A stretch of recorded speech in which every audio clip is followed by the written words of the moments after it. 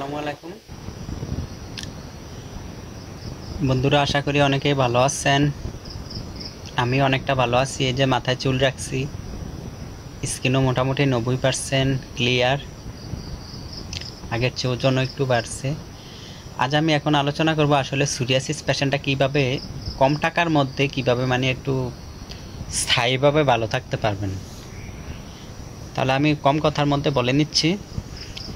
আসলে আমরা তাহলে প্রথমে কী করব, আজ একটু কারণটা একদম সংক্ষেপে আমি বলে নিচ্ছি। কারণটা আসলে আমাদের মানুষের ভিতরে আসলে অনেক ব্যাকটেরিয়া আছে, উপকারী ব্যাকটেরিয়া এবং অপকারী ব্যাকটেরিয়া, ক্ষতিকর ব্যাকটেরিয়া। যখন উপকারী ব্যাকটেরিয়া আমাদের মধ্য থেকে কমে যায়, তখন আমাদের এইসব সোরিয়াসিস টাইপের স্কিন ডিজিজগুলো হয়, চর্মরোগগুলো হয়। আর এই উপকারী ব্যাকটেরিয়া কমে গেলে আমাদের শরীরের ভিতরে বিভিন্ন ধরনের এনজাইম প্রয়োজন হয়। খাবার হজম করা সহ অনেক কাজ সম্পাদনের জন্য বিভিন্ন ধরনের এনজাইম প্রয়োজন হয়। তখন উপকারী ব্যাকটেরিয়া কমে গেলে এই এনজাইমগুলো আমাদের অনেক নিঃসৃত হয় না, যার ফলে আমাদের স্কিন একদম শুষ্ক হয়ে যায়, সেলগুলো মারা যায়। আর এই সোরিয়াসিস টাইপের স্কিন ডিজিজগুলো দেখা দেয়। তাহলে আমরা কি করতে পারি? তাহলে আমরা অবশ্যই উপকারী ব্যাকটেরিয়া বাড়াইতে হবে। তো উপকারী ব্যাকটেরিয়া বাড়াইতে হলে অনেক উপকারী ব্যাকটেরিয়ার বা কি বললে এগুলা, প্রোবায়োটিক্স, অনেক দামি দামি ট্যাবলেট ক্যাপসুল পাওয়া যায়। তো অনেকে এই যারা ক্যাপসুলগুলা দামিগুলা খেতে পারেন না, তারা কীভাবে এই উপকারটা নেবেন, উপকারী ব্যাকটেরিয়া কীভাবে বৃদ্ধি করবেন দিন দিন। তাহলে আমরা প্রথমে আসি, সব ধরনের ফার্মেন্টেড খাবার আমরা খাবো। বেশি ফার্মেন্টেড সবজি, যেমন ফার্মেন্টেড বাঁধাকপি, গাজর, পেঁপে, বা আরেকটা সবচেয়ে ভালো হচ্ছে ফার্মেন্টেড রাইস, যেটাকে খাঁটি বাংলায় বা সোজা বাংলায় বলি আমরা পান্তা ভাত বা পানি ভাত। তো পান্তা ভাত দেখেন, আমরা আগে কিন্তু অনেক পান্তা ভাত খেতাম, তখন এত অসুস্থ ছিলাম না আমরা। তো আমি সবসময় 3 বেলা পান্তা ভাত খাই। 3 বেলা পান্তা ভাত। এই পান্তা ভাতটা হচ্ছে মাটির পাত্রে ভিজিয়ে রাখতে হবে, তবে 12 ঘন্টার বেশি হইতে হবে। 12 ঘন্টা বেশি। আমি দেখা যায় আমার এমনও পান্তা ভাত থাকে 18 থেকে 20 ঘন্টা বা 24 ঘন্টাও ভিজানো থাকে। তো পানিটা টক হইয়া আসে, ভাতগুলোও টক হইয়া যায়। তো তারপরও আমি এগুলো খাই, ভাতগুলোও খাই। আমি 3 বেলা পান্তা ভাত খাই। আর আপনার এই যে টক পানিটা বা পান্তা ভাতের পানিটা, ওইটাও আমি পাতিলের মধ্যে হাত দিয়ে নাড়া দিয়ে একদম ছেঁকে খাই পুরাটা, ছেঁকে না, পাতিলের তলা যে জমে থাকে ওইগুলা সহ একদম সবগুলা খাই। তাহলে আপনারা এই 3 বেলা পান্তা ভাত খাবেন, এই 12 ঘন্টা প্লাস 20 ঘন্টা 24 ঘন্টা ভিজিয়ে রেখে আবার দেখা যাচ্ছে আমি মাঝে মাঝে পাতিলের তলায় একটু পুরানো পানি রেখা দেয়, ওইটার মধ্যে আবার নতুন করে ভাত ভিজে। আমি একটু পরে আবার বলতেছি, আজান দিতেছি। আসলে আজান দিতেছিল, এই জন্য আমি ভিডিওটা থামিয়ে রাখছিলাম। তো আমরা আসলে পান্তা ভাত খাবো 3 বেলা। আর ওই পান্তা ভাতের পানিটার মধ্যে আমি আবার তোকমার দানা এসবগুলো ভুসি ভিজিয়ে রেখে শরবত বানিয়ে চিনি ছাড়া খাই। কারণ এই ফাইবারগুলা বা ফাইবারগুলো এগুলো আবার ওই যে প্রোবায়োটিক্স বা উপকারী ব্যাকটেরিয়া আমরা পান্তা ভাত থেকে পাই বা ফার্মেন্টেড সব ধরনের খাবার থেকে পাই, ওইগুলা থেকে আমরা ওইগুলা পেটের মধ্যে বৃদ্ধির জন্য, কলোনি স্থাপন করার জন্য এই প্রিবায়োটিক্স খাবারগুলো বা ফাইবার জাতীয় খাবারগুলো দরকার। ফাইবার জাতীয় খাবার কোনগুলো, এগুলো সম্পর্কে ইউটিউবে দেখবেন। পান্তা ভাত সম্পর্কে ইউটিউবে দেখবেন। তারপরে উপকারী ব্যাকটেরিয়া বা প্রোবায়োটিক্স সম্পর্কে ইউটিউবে দেখবেন বা গুগলে দেখবেন, বুঝছেন? আমার প্রত্যেকটা কথা আপনারা ইউটিউবে গুগলে দেখবেন। আমাকে পার্সোনালি মেসেজ দেওয়ার দরকার নেই। আর কমেন্ট করবেন, কমেন্ট করলে আমি উৎসাহ পাই আপনাদের জন্য আরও ভিডিও দিতে ভালো লাগে। কমেন্ট না করলে ভালো লাগে না। আসলে অনেকে দেখি সিন করে কিন্তু কোনো একটা কমেন্ট করে না। মেসেজ দেওয়ার প্রয়োজন নাই পার্সোনালি। তারপরে আপনারা কী খেতে পারেন, এই যে প্রোটিন কম নেবেন, এটা তো আগেও বলছি। প্রোটিনটা কম নেবেন। যখন সোরিয়াসিস আপনার থাকবো, তখন প্রোটিন জাতীয় খাবার কোনগুলা, প্রোটিন জাতীয় খাবার এগুলো দেখবেন। প্রোটিন জাতীয় খাবার কম নেবেন। আর যখন কন্ট্রোল হয়ে যাবে, তখন আমি একটা এই যে ট্যাবলেটের নাম বলতেছি, এই যে প্রতিদিন যাদের সোরিয়াসিস একদম বেশি, তারা টানা 3 মাস সকালে বিকালে 3 বেলা খাবারের পরে 3টা জাইম 35 টাকা মাত্র ট্যাবলেটগুলা, যে কোনো ফার্মেসিতে পাবেন।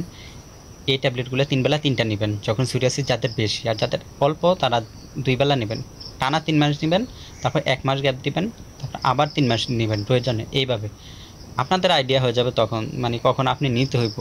3 মাস নেবেন, আবার 1 মাস গ্যাপ দিবেন, কারণ টানা সবসময় নেওয়া ভালো না। যদিও এগুলোর সাইড এফেক্ট নাই, তারপরেও নেওয়া ভালো না। আবার টানা এগুলো কাজও করে না। তখন এজাইম নেবেন, তারপরে দেখবেন আপনার স্কিন ক্লিয়ার হয়ে যাব। আর সাথে পান্তা ভাত রাখবেন, প্রোটিন বাদ দিবেন। যখন একদম ভালো হয়ে যাবেন আমার মতো, তখন মাঝে মাঝে প্রোটিন নেবেন। যেমন আমি হঠাৎ সপ্তাহে যদি 1 টুকরা মাংস নেই, তাহলে আমার প্রোটিনও নেওয়া হচ্ছে, আমার বেশি ক্ষতিও হচ্ছে না। তাহলে আমি সপ্তাহে যদি 2-3 টুকরা মাছ খাই এবং এজাইম ট্যাবলেটটা খাই, তাইলেও আমি মোটামুটি ভালো থাকি। যারা মানে নর্মালটা নিন। আর আমি আবার ওই যে আরও ভালো ট্যাবলেট আছে, ডাইজেস্টিভ এনজাইম ইন্ডিয়ান বা বাংলাদেশিও আছে অনেক, ওগুলো কালেক্ট করা অনেক কঠিন, ওইগুলো আমি নেই। তাইলে আপনারা এনজাইম ট্যাবলেটটা নেবেন, তাইলে অনেকটা ভালো থাকতে পারবেন। তারপরে আবার এক্সারসাইজ করবেন, হাসি খুশি থাকবেন বা পরিমাণ মতো ঘুমাবেন। আর প্রতিদিন টয়লেট ক্লিয়ার রাখার অবশ্যই চেষ্টা করবেন। প্রয়োজনে অনেকে কোফি এনামা করতে পারেন, যাদের টয়লেট ক্লিয়ার হয় না। কোফি এনামা সম্পর্কে ইউটিউবে বা গুগলে দেখবেন। মানে আমার প্রত্যেকটা কথা যেখানে আপনারা বোঝেন না, ওইখানে এগুলা ইউটিউবে বা গুগলে দেখবেন। তাহলে আমি এই ভিডিওটা এতটুকু থাক, ছোট আপাতত, এটা কম কথার মধ্যে শর্টকাট একদম। যারা সোরিয়াসিস থেকে ভালো থাকতে পারেন, মানে একদম নর্মালি যেগুলা নিলে, যেগুলা করলে ভালো থাকবেন। আর আরেকটু কথা, এই যে ফার্মেন্টেড খাবার, আমি বলছি সব ধরনের ফার্মেন্টেড খাবার, এই যে পান্তা ভাত, তারপর আবার কি খেতে পারেন, বাজারে গেলে লাবান খেতে পারেন, মাঠা খেতে পারেন, তারপরে উগাট নামে, তারপর টক দই, চিনি ছাড়া টক দই। আবার ওই যে আচার আছে, বিভিন্ন ধরনের আচার। আচার, তবে এগুলা চুলার মধ্যে গরম করা যাবে না। যেমন ঘরে আচার বানালেন আপনি, কয়েক মাস পর এগুলা খাইলেন, কিন্তু চুলার মধ্যে গরম করা যাবে না। গরমে কিন্তু এই প্রোবায়োটিক্স বা উপকারী ব্যাকটেরিয়া নষ্ট হয়ে যায়। যেমন পান্তা ভাতের মধ্যে আমি গরম তরকারি নেই না, কারণ কিছু ব্যাকটেরিয়া মারা যাবে এই জন্য। তারপর আবার পান্তা ভাতের সাথে খাওয়ার পরে গরম পানিও খাই না।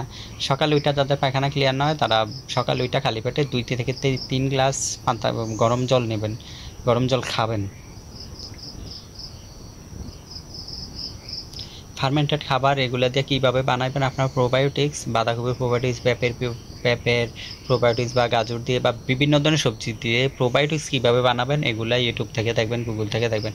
এই প্রোবায়োটিক্স আর পান্তা ভাত আর এনজাইম ট্যাবলেট, এগুলো যদি আমরা মানে নেই, তাহলে অনেকটা ভালো থাকা যায়।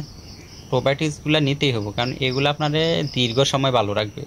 এনজাইম বা ডাইজেস্টিভ এনজাইম এগুলো তো আপনাকে কন্ট্রোল করবে সোরিয়াসিস, কিন্তু এই প্রোবায়োটিক্সগুলো আপনাকে দিন দিন ভালোর দিকে নিয়ে যাবে, দিন দিন শুধু ভালোর দিকে নিয়ে যাবে, ভালো স্থায়ীভাবে থাকতে সাহায্য করবে।